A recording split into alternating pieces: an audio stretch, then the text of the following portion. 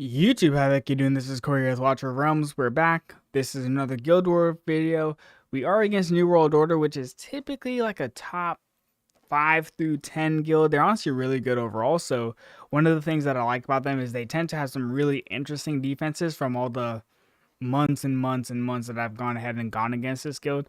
They're really good. So let's go ahead and see how we did. I believe I went like 3-2, but it was like a dirty 3-2 because like one of the losses, honestly, I could have gone ahead and won if I just did a couple of things differently. But let's go ahead and get into it. They have some really interesting comps, and they honestly have the best Piercer comp, at least for towers, that I've seen so far. And let's just get to it. I'm not even going to waste any time. Let's just get like straight into it. So this is going to be the Piercer team. I absolutely love it because of how it functions. It is very, very, very frustrating to go against. So first thing is first, right? They are not using a healer. The reason why they're not using a healer is because they are using Sargak. So obviously you want Sargak to basically be as low HP as possible, and then you're going to get the maximum out of his kit. They're also using Yovar up here. Now, one thing that is super important, and it's very important as to how this team even functions. If you go ahead and you have a tank here, or any unit here for that matter, right? Archers will go ahead and default to the tank. If you don't have a tank, or a unit right here, they will default to this position where Yovar is. So they went ahead and built this team perfectly, because what's going to happen is archers are going to be baited here, so you can't use them. So what happens is you have to go ahead and start using either a swarm or axes or whatever, and Yovar is going to have the ability to just instantly hit those units. So I'm going to go ahead and start it up here, and Yovar is going to go ahead and ult, and he's going to hit this tank, which is fine. But what you should see shortly after this is whenever he ults again, he's going to go ahead and target the next lowest HP unit, which is most likely going to be the Fool here. So at this point, Sargak is low HP. He's going to be doing a ton of damage. Yovar is now hitting the Fool, and he's going to go ahead and ult here and take out the Fool. There we go. Now here's where the real battle kind of begins, right? So it's mainly just about sustain and tanking and juggling, right? So at this point, we drop the healer. The healer's job is to go ahead and give some sustain up to this tank here, right? And then Yovar is going to go ahead and ult and take out this healer, which is fine because we have another tank here. What you do now, and what I do, is I start staggering a swarm attempt, right? So I'm going to drop the Necro right about now with a healer. Now the reason for that is because I know if I go ahead and drop a Necro, they're going to start spawning up these skeletons, and Yovar is going to default to the skeletons. As you see here, he's hitting this skeleton right here. He will do this every time. And my Necro is basically untouched because he was just hitting those skeletons. Same thing occurs here, right? Sargak is going ahead and ulting, and we are taking some damage like my Necro is, but it's fine because as long as these Necros keep spawning up, we're in a really good position here. So one thing that's also important to note, Ajax is free hitting, which is fine. But the whole purpose as to why this works is we are just juggling here. Now we drop the dogs. Dogs' entire job is to go ahead and force these crystals down. If they can do that, then we're in a really good position. And they do it.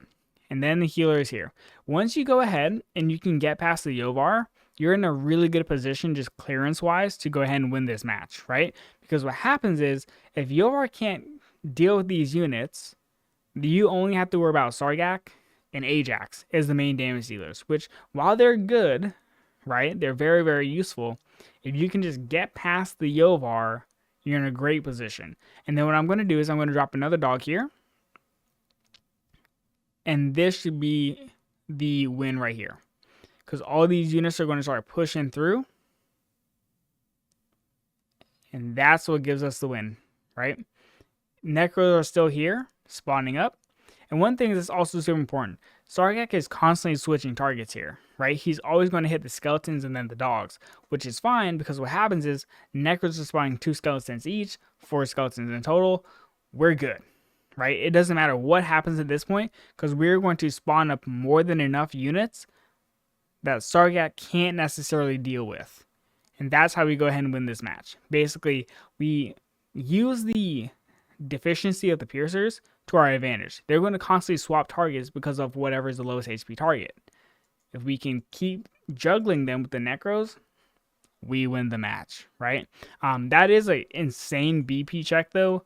Good God, if I didn't have the BP that I have, I would just lose. It was difficult, right? Now this is another team. This is a Valdron team, which I wanted to go ahead and chow because I'm trying to find a way to go ahead and use my A5 Valdron besides just for BP. But let's kind of go through it. So I'm going to explain this because Valdron is a very interesting unit, and because I have had Valdron for like a whole year since he dropped, I understand how he works. So one thing, whenever Valdron is lower than 50% HP, he has about a 50% chance to go ahead and do his annihilating hit, right? Which is his AoE damage, which does a ton of damage. And so that's also why Carnelian's here, right? Carnelian's job is to go ahead and keep Valdron at a low HP so that he can get as many chances of doing that hit as possible. If Valdron goes ahead and does a 999, he just lucks out, he could easily solo deal with a swarm. Easily, right? Praetus is here and Sargak is here really just to go ahead and deal with anti-air threats, which I completely understand. It makes sense, right? So Praetus' job is to go ahead and give you the magic damage to deal with the physical tanks, because what's going to happen is everyone's going to stank these physical tanks against Valdron. So we drop the Fool. At this point, we're in a really good position, right? Because even though our tank is losing a lot of HP, we have the Necro spawned up, we have a healer here, and even if this tank dies, we have another tank that is fully HP'd up, and then Sargak, and also, actually, another thing, right? Sargak is going to target the skeletons, Praetus is going to target the skeletons, Valdron is going to go ahead and target the tank, and do AoE damage to the skeletons. So as it stands, as long as we can spawn up enough skeletons, we win, right?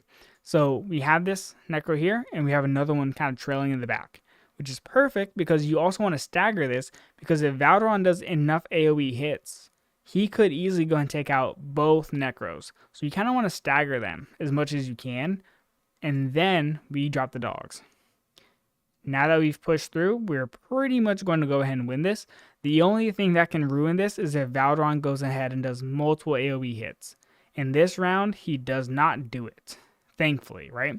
So we have all these units stacked up, drop another dogs here, and Valdron never really gets to go in on those AoE hits. So we're in a really good position to just go ahead and win this, and it's GG. There we go. So Valdron's amazing. This is just one of those rounds where RNG was not on this guy's side, and I apologize, but he gets me back, right? Because I go ahead and chow his other team, and this is, it's like his other team is basically the best nightmare comp that you can build. It's like one of the most meta ones. So the team kind of looks like this, and I'm going to explain like all the substitutions because this team is just disgusting and it's very frustrating to deal with. It is insane, right? So let's go ahead and pause this. Here's the team. Torador, Abomination. Honestly, you could swap Abomination for Wukong. You get the same result pretty much. Ymrit, Hotsit right here, Lily right here. That's the team, right? If you have those units, go ahead. Take it, use it, benefit, profit, because man, the team is frustrating. So here's why it works. And you're looking at Abomination, you might be like, why Abomination? So Abomination is more common in Guild v Guild nowadays because it takes you a while to go ahead and build up on the map. So what happens is Abomination will go ahead, especially if you use his exclusive artifact, he'll ult, then he will no longer be ulted, take some time, rebuild his ult, and then at that point, if you remember, once Abomination goes ahead and does his second ult, it's permanent. So he's constantly doing AoE hits every single time. And so he becomes really, really effective at dealing with swarms. And then also he has his own like unkillable state pretty much. So he's also very tanky. And that's where Abomination's kind of like found a place in the meta. Just constant AoE damage, right? So we go ahead and we try to swarm it. Honestly, I feel like my best bet would have been dropping this tank and then just killing Torador. Honestly, I probably have the BP to go do it. But I try to swarm it. So this is my fault. But genuinely speaking, I probably would have still lost. So it happens.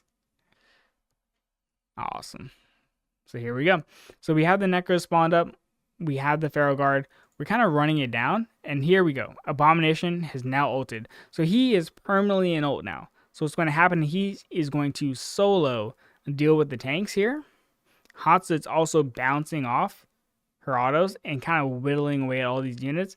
And then Ymrit's ulted, right? So Ymrit's going ahead and dealing tons of damage, just taking out all my units. It's just bad news bears, right? I don't even get the chance to start developing anything on the map just because it's just AoE, AoE, AoE. I quit.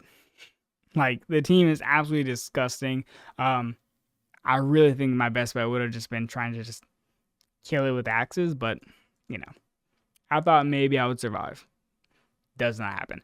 And then we go ahead and we lose the second time. So this is actually a really interesting comp. I beat it after this, but I lost the first time. So let me go ahead and explain it, because this is a full chaotic team, but it's different than how you'd normally expect. So because Valdron is here, I know two things. Anybody using a Valdron in Guild v Guild is going to be at least A1. So Valdron is going to go low HP because he's going to spawn up and basically go to 0. I know Carnelian's also here. So Carnelian's job is to go ahead and give him like pseudo infinite revives. So my goal on the onset of this is archers, and I want to stagger my archers so that they hit him basically back to back and not just one go and like one tick of damage. Reason being is because if I can go ahead and force Valdron's passive 3 times, maybe 4 times, I believe it's like 4 times in total to like kill him with Carnelian, then he's going to do 10% less damage, 10% less damage, 10% less damage. I can swarm it easy, right? Doesn't happen. He is tanky. He's in, I think it's like the key artifact. Yeah, he's in the key artifact. So he basically just survives. There it is, right? He does not die. It doesn't matter what I do. These archers are just not doing enough. And then Carnelian is also just giving him enough heals to where they can't take him down, which is fine, right? So the next alternative is let's just go ahead and try to swarm it, right? So we go ahead, drop the tank, drop the healer, drop the necros. At this point, we should be good, right? Our main issues is going to be Lubu AoEs, and then Sargak and Greed. Honestly, the Sargak and Greed are the MVP of this team, in my opinion, because of how they function, with Greed slowing units down, and then Sargak just free hitting them, right? And then whenever Lubu goes ahead and does his AoE hit, he also deals with all this area too. So honestly, it's very, very interesting as to how the comp functions. I think there's some things that are definitely worth stealing, for sure, with how this comp is working. I would even like argue removing. I don't know if I'd remove anything actually. I like the comp. If anything, I might remove Sargak and maybe add an extra tank or something. I don't know. The comp is just disgusting as to how it functions, but we try to go ahead and swarm it. Doesn't work. We're not able to develop anything, and anytime a unit gets past here, Sargak and Greed kind of dealt with it. I go ahead and attack this a second time though, and here's where the success is. So we don't try to use archers. We know that doesn't work. So what we're going to do is we're going to just build a tank and build a swarm. Super easy, right? So we're going to go ahead and drop the tank, and then we're going to drop the fool right about now. There we go. And so one thing that I know, because he's in the key, he's going to do less damage. He's not in his Chaotic Doomblade. He's not in a Wailing Skull. He's not in a Frigid Flame. He's lacking damage, right? Overall, he's mainly trading for tankiness. So all I need to do is survive Sargak, which my best bet is by using the Fool and then using a healer. And then also, Lubu isn't really the best source of damage overall. He's really good against low HP targets, but when it comes to tanks, he's not going to really do that much, right? So if I can go ahead and do a healer, like have a healer give some sustain, have the Fool give some sustain, I'm in a great position to go ahead and win this, because I know Valdron has 2 block. That's all he has. So if I can go ahead and just stack it up to where my units will survive Greed Slows, Sargak Roots, and Lubu, I'm going to win this every single day of the week, right? So we go ahead, drop another Necro right about now. And so we are going to fill up the map. One great thing is this actually showcases all of this, right? So Greed is slowing all these units down, and Saryak is just free hitting them. And so this is why this comp is actually really frustrating to go against, because it's almost just like a constant battle between pushing through and getting slowed. But what happens is we overwhelm the map, right? And we're able to go ahead and win just because we out-tank it. And there we go. Lubu is down. We're going to go ahead and win this match. GG's. Anyways, those are the attacks. See ya.